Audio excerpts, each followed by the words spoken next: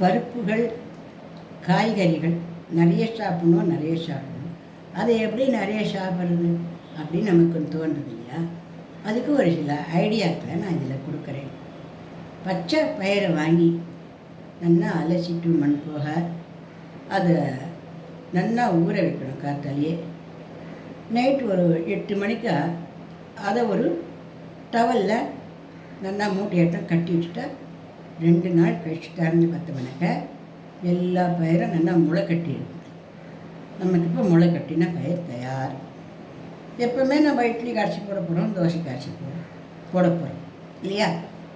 அதில் 2 கரண்டி இட்லி மாவு, 1 கரண்டி 2 கரண்டி இந்த பயிர் ஒரு கைப்பிடி 2 பிடி போட்டு நல்லா அரைச்சிட்டு 2 கரண்டி பயிர் மாவு, 2 கரண்டி இட்லி மாவு போட்டு நல்லா கரைச்சிட்டு அதில் கேரட் துருவல், அதுக்கப்புறம் கோஸ் துருவல், இந்த மாதிரிலாம் துருவலாக அதிலே போட்டு நல்லா கலந்து நல்லா தோசையாட்டம் வாத்து சாப்பிடலாம். 2 தோசை 3 தோசை சாப்பிட்டாலும் நம்ம காய்கறிகளும் வயிற்றுக்கு போகிறது, பருப்புகளும் நமக்கு நிறைய வயிற்றுக்கு போகிறது, புரோட்டீன் சத்து நமக்கு அதிகமாகுது.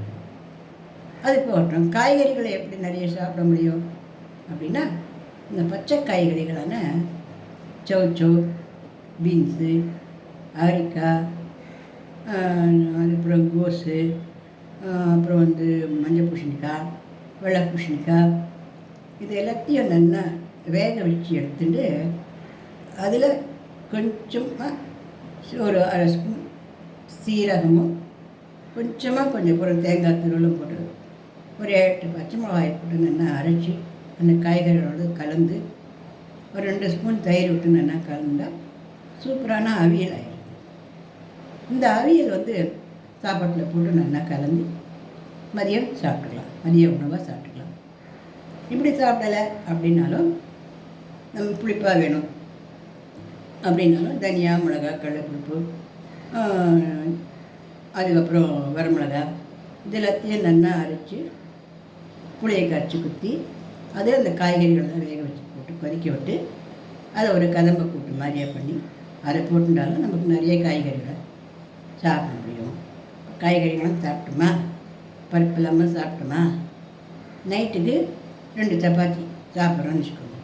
அந்த 2 சப்பாத்திக்கு கூட்டாக கொஞ்சம் போகிற தானே 2 பீன்ஸு, கோஸு, இல்லை அவரைக்காய் எல்லாத்தையுமே கூட கொஞ்சம் திருத்தி போட்டு பச்சை பருப்பு சேர்த்து ஒரு கூட்டு மாதிரி செஞ்சு நம்ம தொட்டு சாப்பிட்டோம்னா நிறைய காய்கறிகள், நிறைய காய்கறிகள், நிறைய பருப்புகள் எல்லாம் சாப்பிட்டோமா, சாயந்தரம் ஒரு கப் சுண்டல் வச்சு சாப்பிட்டோம்னா நிறைய பருப்புகளும் சாப்பிட்டோம், புரோட்டீனும் சாப்பிட்டோம், காய்கறிகளும் சாப்பிட்டோம். இப்படி சாப்பிட்டா நம்ம சாப்பாடு எப்படியும் குறையவா தான் பிடிக்கும். இந்த உடல் நலத்துக்கும் ரொம்ப நல்லது, டயட் உணவாகவும் இருக்கும், அதே நேரம் எடையும் போகாது, அதே நேரத்தில் எல்லா சக்திகளும் நம்மளுக்கு நிறைய கிடைக்கும். இது போல் பண்ணி பார்க்கலாமா?